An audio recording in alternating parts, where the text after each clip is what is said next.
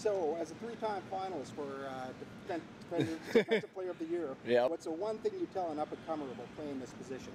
Oh, that's a good question. I think you got to be versatile, regardless of what position you're playing. So when I talk to young guys, I always tell them be able to play both ends of the floor.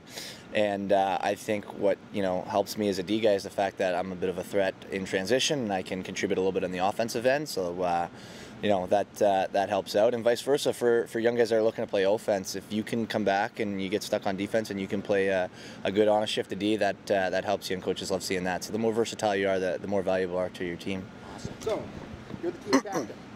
So how does it differ or compare wearing a C when you weren't?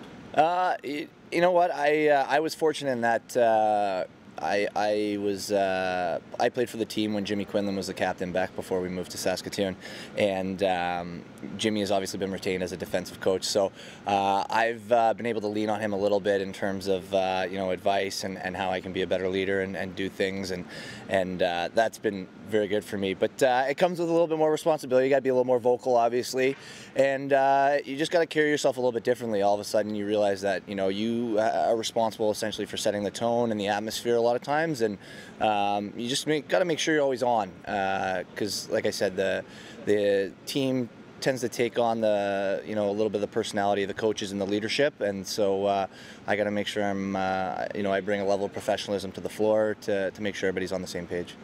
All right. Is there more or less pressure on your team now that you've won 2 consecutive titles? You know what? I think there's more pressure on us this year than there was last year. Prior to that, there was more pressure than there ever was before because we hadn't ever won a championship. Now, we finally got one, and then last year was nice, and now it's almost the expectation to win. So it's tough, but it's good pressure. You know what? I wouldn't have it any other way, and when you're winning, you're obviously drawing a lot of fans out to the games, and it's a fun environment to play in right now in Saskatchewan. We saw a goalie fight in the preseason. Yeah. Have you ever seen anything like that before? Oh yeah, I have, and I don't even have to think too far back. My second year in Buffalo in preseason, similar circumstance, but it wasn't even an official exhibition game. It was just a preseason scrimmage, and there was about 3 line brawls, and I was kicked out of the game by the time the bench brawl happened, which started with a goalie fight and ended with another goalie leaving the bench to go fight, and then all heck broke loose. So it was that was quite a time. But yeah, I don't want to say it's par for the course. It's it happens in our sport from time to time. Exactly.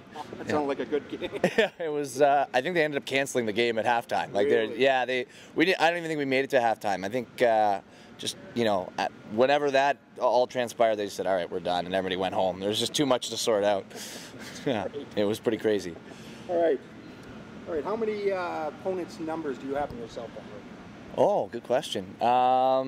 Geez, not many actually, to be honest. Probably a lot lower than most guys would. Well, I work beside one guy. He works in the same office as I do, so him for sure. I would say the number's maybe 2 or 3. There could be a couple guys I'm forgetting about, but not that many. Yeah, some guys, like Mark's the social butterfly. He's probably got about half the league on his phone.